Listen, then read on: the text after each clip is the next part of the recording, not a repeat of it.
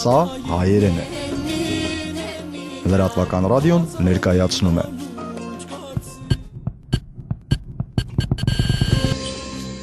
Մեզի շաշկիդի Турецкая буньян, игертаки, игертаки. Համշենական զրուցարան։ Բարի օր։ Լրատվական ռադիոյի եթերում համշենական զրուցարան հաղորդաշարն է։ Տաղավարում աշխատում են Հայկուհի Մինասյանը եւ հայագետ համշենագետ Սերգեյ Վարդանյանը։ Նախորդ անգամ մենք զրուցեցինք ուրեմն անդրադարձանք, ասպես ասած,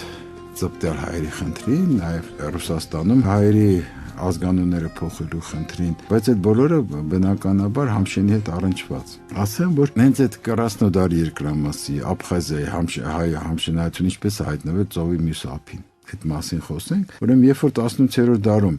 բռնի իսլամացումը գնաց բուն Համշենի գավառում, որը բավական ընդարձակ գավառ էր, ես այդ ամբողջ գավառով շրջել եմ 2-3 անգամ թուրքագետ Դուսինե Սահակյանի հետ, որտեվ նա լեզուն գիտի, ես թուրքերեն չգիտեմ ցավոք, բայց ես բարբառը գիտեմ Համշենի։ Երևի միակ մարդն եմ աշխարհում, որը գիտի իսլամ համշենցիների բարբառը, կրոնափոխների, որտեղ դա բավական տարբերում է քրիստոնյա համշենայերի բարբառից։ Քրիստոնյա համշենայերի բարբառը ուրեմն ուսումնասիրել են ապագա Կիլիկիո կաթողիկոսը Սահակ Գյուլեսերյանը, Հրաչյաճարյանը դեռ 1911 թվականին ուսումնասիրել, իսկ 1944 թվականին հետաքրքիր փաստ ասա շատ պատերազմի տարիներին ինքը ուրեմն գնացել է Գագրայում 1 ամիս ուրեմն մնացել է էքսուզյանների տանը եւ ուսումնասիրել Համշենի բարբառը, գրել Համշենի բարբառը գիրք։ Հիմա ինչ է անցել 70 տարի։ 70 տարի ընթացքում ոչ մի նոր բան չի գրվել Համշենի բարբառի քրիստոնյա բարբառների խոսած։ Ուրեմն փաստորեն կարելի է պատերազմի տարիներին էլ անել գործ, որը մնայուն լինի, չէ, ինչպես Աճարյանը արել։ Հիմա ես Համշենի բարբառ իսլամ համշենայերին արել եմ 84 թվականին Միջին Ասիայում։ Ինչպես է նրանք հայտնվել այնտեղ։ Համշենցիների մի մասը ուրեմն բուն Համշենից, երբ որ 1878 թվականին այդ պայմանագրով Թուրքիայի եւ Ռուսաստանի միջև մի հողերի մի մաս անցավ Ռուսաստանին, ըստ երևույթի այդ թուրքական հալածանքներից կամ չգիտեմ տարբեր պատճառներով մի մասը բնակչության փաստորեն տեղափոխվեց ռուսական տիրապետության այդ սահմանամերձ գոտի։ Երբ որ 1921 թվականին Սովետի խորհրդատուրքական պայմանագիր եղավ մարտի 16-ին, այդ գյուղերի մի մասը մնաց ուրեմն Ռուսաստանի Աջարիայում, մի մասը Թուրքիայի։ Իմ այդ Աջարիայի 5-6 գյուղերի բնակիչներին Ստալին 1944 թվականին, քանի որ այդ ժամանակ Թուրքիայի հետ պատերազմի վախ կար կամ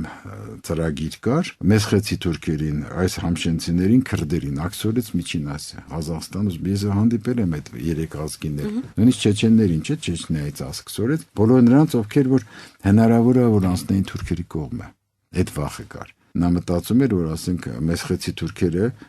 ավելի հարազատ են եւ իսկապես այդպես էր, իրենց թուրքական կողմին համակրողներ էին։ Այս համշենցիների, ասենք, բոլոր ազգականներ ունեին թուրքական կողմում, բայց չնայած համշենցիների դեպքում Ստալինը ես կարծում եմ սխալ էր մտածում, որտեղ համշենցիները ձգտում ունեին դեպի ավելի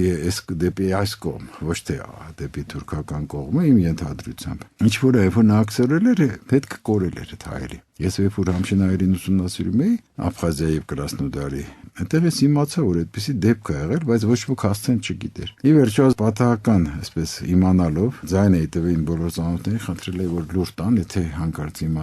իմանալով գնացի Միջին Ասիայում գտա Կիրգիզիայում այդ հայկական գյուղերը բարբառ ուսումնասիրեցի եւ այդ գիրքը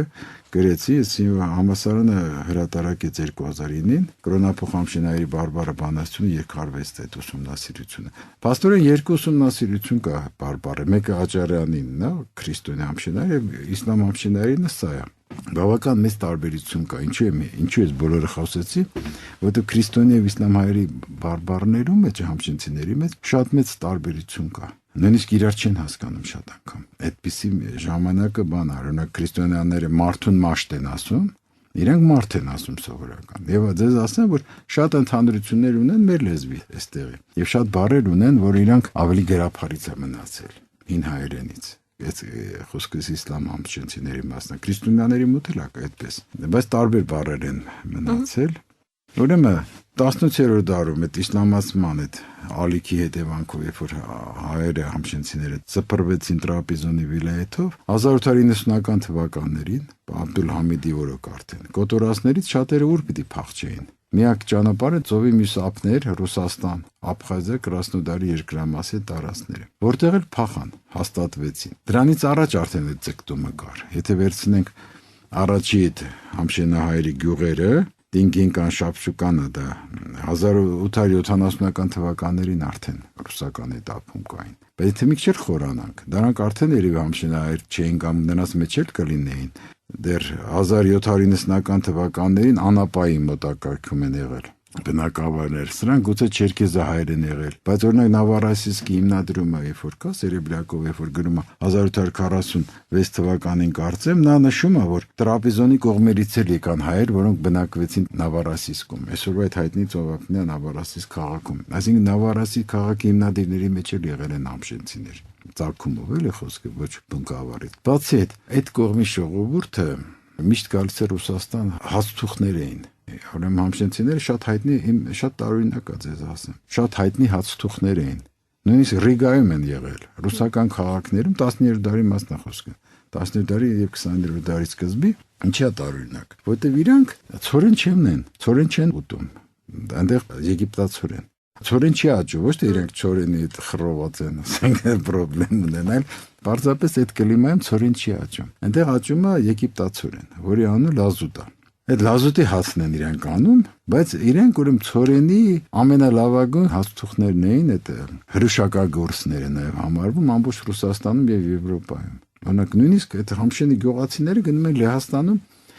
փուր էին բացում եւ այլն։ Այսինքն կապերը կար։ Երբ որ Եղեռնի այդ Աբդուլհամիդը սկոտորածները շատ-շատերը գնացին արդեն իրենց ծանոթ վայրերը։ 1915 թվականին բարձ արդեն միջև այդ ցարական Ռուսաստանը նրանց հրապուրում էր, քանի որ այդ Աբխազիայի ծովափնյա շրջանը արդյունաբերական տեսակետից շատ հետա մնացել։ Աբխազները մյուսները այդտեղ բան չկար։ Իրենք հազիվ ապրում էին իրենց այդ կիսավայրենի կենցաղով, եւ այդտեղ ուրեմն հայերը բերեցին դա 20-րդ դարի սկզբին ծխախոտի մշակությունը։ Հիմա ձեզ ասեմ ինչն էր խնդիրը։ Շատ ահավոր վիճակ էր, ամբողջ ճահճային տեղեր էին տեղ։ Դա պետք էր ամբողջ կարգի բերել, ճահիճները չորացնել, անտառները կտրել, գյուղատնտեսության համար պիտանի հողեր պատրաստել։ Դա ով կարող աներ։ Միայն այն մարդիկ, ովքեր այլ ճար չունեին, այսինքն ավելի լավ տեղ չունեին գնալու։ Իսկ այդ վիճակում փաստորեն թուրքական կոտորածների սպառնալիքի տակ ապրող հայերն էին։ Կամ պետքա գնային Եվրոպա, որը իհարկե դժվար էր, գյուղից գնալ ինչ-որ եվրոպական առանց լեզու իմանալու։ Իհարկե հատուկենտ մարդիկ գուցե գնում էին, բայց ընտանիքներով, այդպես գյուղերով բան ավելի հարմար էր գալ ավելի մոտիկ շրջան Աբխազիայի Կրասնոդարի ծովափնյա շրջաններում, եւ այդպես էլ եղավ 1900-ական թվականներից սկսեցին համշենահայերը Տրապեզոնից ծովով գալ բան Աբխազիա։ Այնտեղ ուրեմն զարգտվեցին ծխախոտագործության։ Այն ժամանակ պայքար ծխախոտի դեմ չկար, գիտեք, երևի, այլ համարվում էր ամենաշահութաբեր ճյուղը գյուղատնտեսության։ Ուրեմն ծխախոտագործությունը զարգացավ, մեծ եկամուտներ ապահովեց ցարական իշխանության, նաև տեղական հողատերերին։ Որտեւ հայերը վարձով էին վերցնում եւ սարսափելի պայմաններով ձեզ ասենք վերցնում էին հողը, բայց տուն կառուցելու իրավունք չունեին, քարետուն։ Կարող էին կարծել փայտաշեն տներ, որտեղ միշտ տարի կարող տանտերը, ասենք, պայմանագիր չկնքեր։ Եվ շատ այդպես էլ անում են, հայերին տալիս էին տունը վարձով, հայը տուն էր կառուցում, բնակության միշտ տարի քշում էին հողից։ Խեղճ մարդը ստիպած գնում էր մի ուրիշների տուն վարձում, շատ ահավոր ծանր պայմաններում են ապրել այդ տեղի,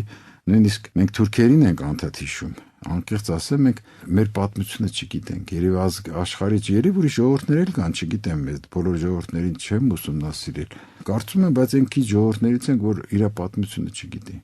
Մենք ասենք անդադ Թուրքիա ենք ասում, բայց մենք մոռանում ենք, որ այստեղ էլ ենք տանջվել, Ռուսաստանում էլ շատ ծանր եղել։ Նախորդ զրույցում ասի, որ Թուրքիայի ծպտել հայերին ենք հիշում, այսինչ սարի հետևի այդ փոքրիկ գյուղում երկու հոգի նստած խոսում են ծպտյալ հայ են, բայց մենք Ռուսաստանի ծպտյալ հայերին չենք մոռանում ենք, չէ՞։ Հազարավոր 100,000-ներով ազգությունները փոխած, լեզուն փոխած, ծագումը փոխած, ազգանունները փոխած, իրենց հայությունից կտրված, չէ՞։ Էլ չեմ ասում, եթե ավելի հին գնամ, հայկական դպրոցները 17-րդ դարումով փակեցի։ Դելյանովը, որը ինքը հայ էր ծագումով, չէ՞, լուսավորության մինիստրը, Դալլաքյան էր ազգանունը։ Այդպիսի հայեր են ունեցել։ Այսինքն մենք մի քիչ Թուրքիային իհարկե արժանի կերպով են քննադատում այնտեղի հայերի վիճակը, Բայց մոռանում ենք, որ ախր խեղճերը որ գալիս են Ռուսաստան, այնտեղ էլ էին շատ ծանր վիճակում ապրում, նրանք այնտեղ էլ էին հալածվում, այնտեղ էլ էին բանը ենթավորապես գրկաբաց չէին ընդունվում։ Այսինքն իրենց այստեղ էլ ընդունում էին որպես էժան աշխատուժ, որին պետքա կարելի իրավունքներից զրկել, հետապնդել, որին կարելի է քաղաքական մանրադրամ որպես օգտագործել։ Ցավոք այդ ամբողջ ողբերգությունը ձուլել, ուծացնել, այդ ամբողջ խնդիրը։ Ուրեմն այսպես 19-րդ դարի վերջին Աբդուլհամիդյան ջարդերի հետևանքով եւ Մեծ Եղեռնի տարիներին Տրապիզոնի վիլայեթի հայությունը տեղափոխվեց մեծ մասամբ Կրասնոդարի երկրամաս եւ Աբխազիա։ Այսքանը հիշեցնենք լրատվական ռադիոյի եթերում համշենական զրուցարան հաղորդաշարներ։ Տաղավարում աշխատեցին Հայկո Հիմինասյանը եւ Սերգեյ Վարդանյանը։ Հաջողություն։